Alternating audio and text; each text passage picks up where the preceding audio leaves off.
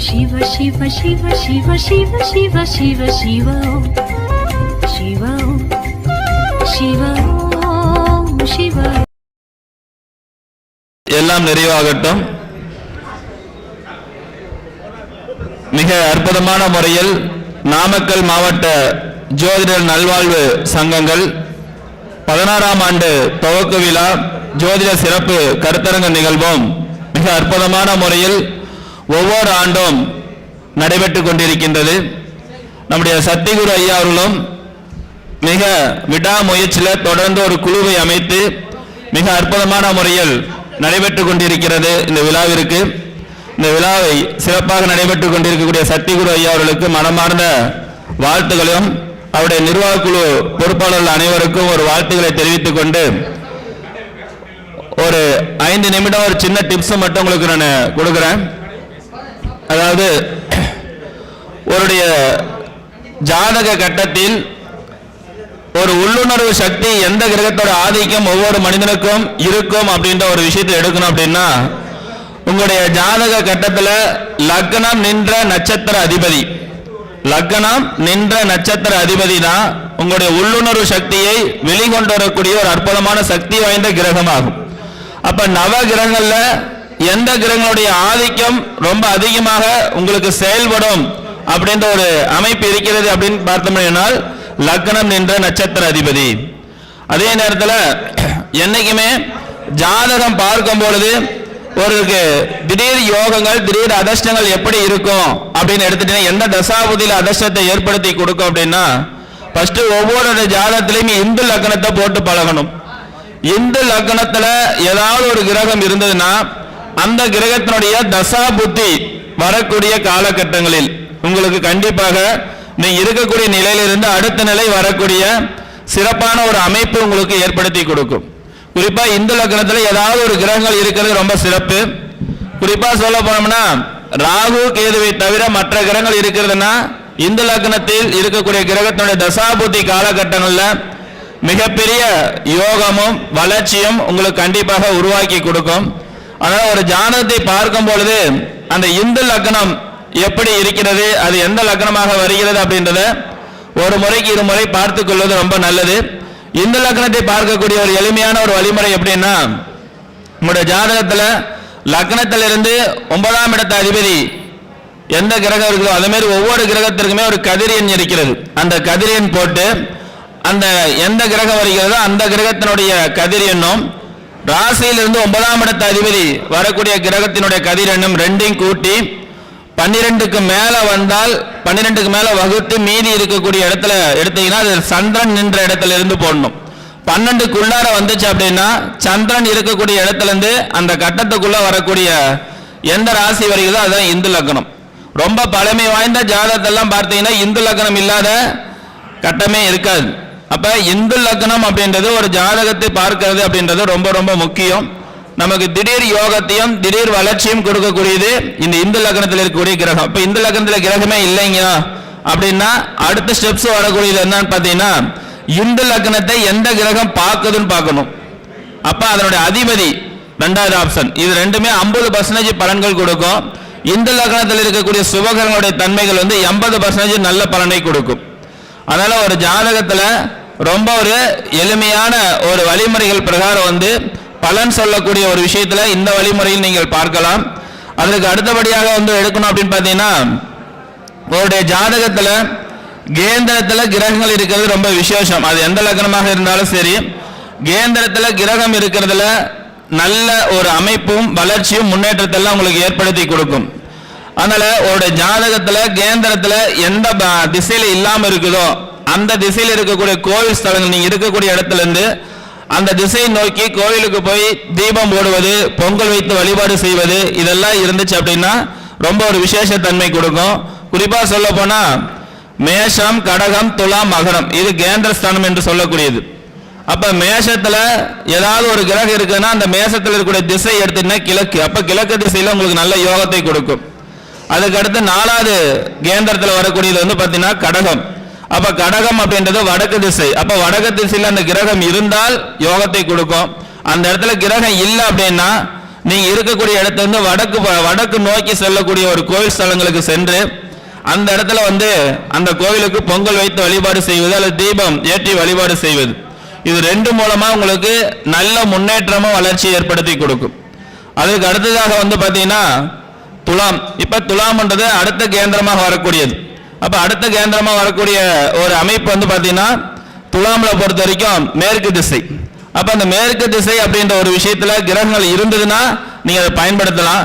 அப்ப அந்த இடத்துல திசைகள் இல்லை, அந்த இடத்துல கிரகமே இல்லை அப்படின்னா நீங்க இருக்கிற வீட்டில இருந்து நீங்க இருக்கக்கூடிய இடத்துல இருந்து மேற்கு திசை நோக்கி செல்லும் பொழுது ஏதோ ஒரு கோயில வழிபாடு செய்வதன் மூலமாக எண்ணற்ற நன்மைகளை கொடுக்கும். அதுக்கு அடுத்ததாக பாத்தீங்கன்னா மகரம்.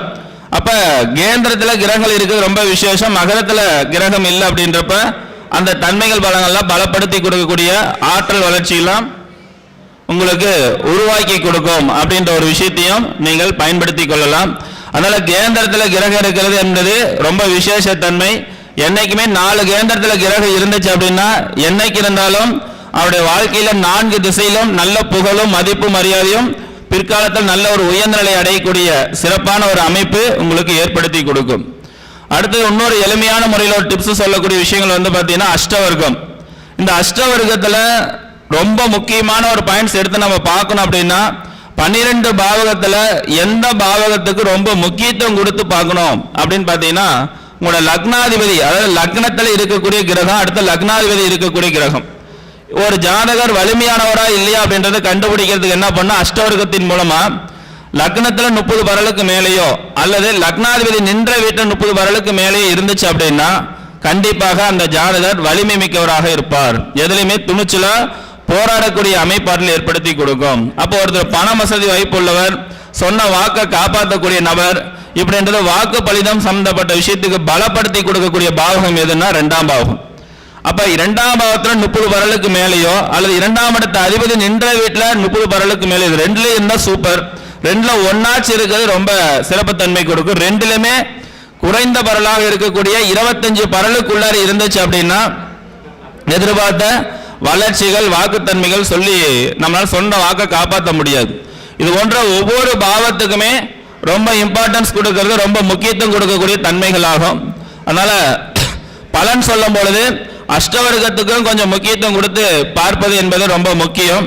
அதனால ஜாதக பலன் சொல்லக்கூடிய ஒரு வழிமுறைகள்ல எல்லா வகையான ஒரு வழிமுறைகளையும் குறிப்பாக சொல்ல போனா இந்து லக்னம், அஷ்டவர்க்கம், கிரகம் என்ற நட்சத்திர சாரம், பாவத்துக்குள் பாவக ஆய்வு, பாவகத்துல என்னென்ன கிரகம் இருக்குது, அந்த கிரகம் எந்த கிரகத்தை பார்க்கிறது, இது போன்ற பல வழிமுறைகளை ஆராய்ச்சி செய்து அதை எடுத்து வச்சு நம்ம பலன் சொன்னோம் அப்படின்னா தெளிவான ஒரு பலன்கள் நமக்கெல்லாம் கிடைக்கும். ஸோ இப்போ மிக அற்புதமான முறையில் இதுவரைக்கும் பொறுமையாக கேட்ட, ஏன்னா நிறைய பேர் பேசணும், நான் பேசணுன்ற ஒரு ஐடியாவில் வரல. இப்போ கொஞ்சம் கூட்டத்தை கொஞ்சம் இது பண்ணணும் அப்படின்றது சொன்ன கொஞ்சம் பேச ஆரம்பிச்சது. இந்த சிறப்பான சங்கத்தை தொடர்ந்து செயல்படுத்தி கொண்டிருக்கக்கூடிய நாமக்கல் மாவட்ட ஜோதிட நல்வாழ்வு சங்க பொறுப்பாளர்களுக்கு எங்கள் மகரிஷி ஜோதிட ஆராய்ச்சி அறிவித்தின் சார்பாக பொன்னாடை போட்டி சிறப்பு செய்திருக்கின்றோம். தொட்டியும் பெரியசாமியா வாங்க. முதலில் ஐயாவுடைய தலைவர் ஐயா இருக்காங்க நௌசத் ஐயா, அடுத்ததாக செயலாளர் சக்திகுரு ஐயா அவர்களுக்கு எங்கள் மகரிஷி ஜோதிட ஆராய்ச்சி அறிவித்தின் சார்பாக பொன்னாடை போட்டி சிறப்பு செய்திருக்கின்றோம். உங்களுடைய உற்சாகமான கைத்தட்டலோட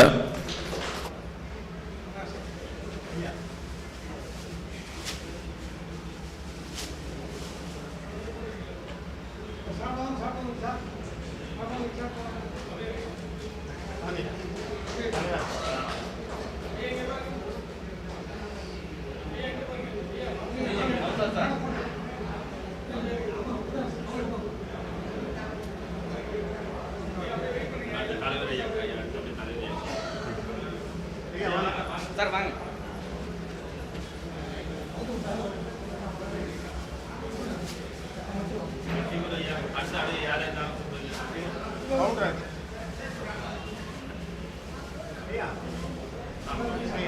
Pounraj sir, Sakthivel sir, Velayudham sir. ஐயா வணக்கம்.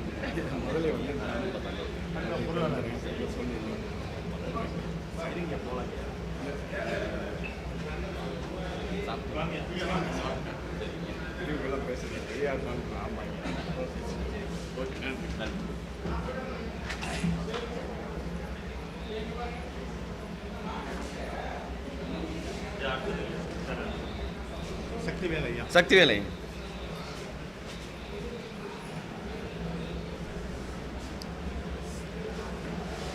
சார் நவசார் சார்.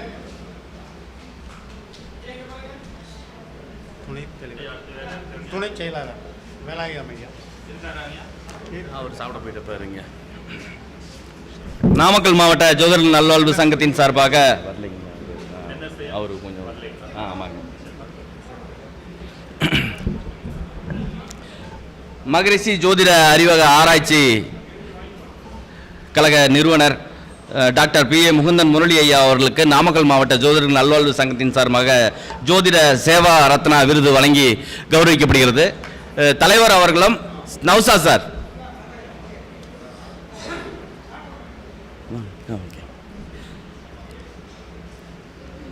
இவ்விருதை தலைவர் அவர்களும் ஐயா தொட்டியம் பெரியசாமி ஐயா அவர்களும் பொன்னாடை அணிவித்து அவருக்கு கௌரவித்து சிறப்பு செய்வார்கள்.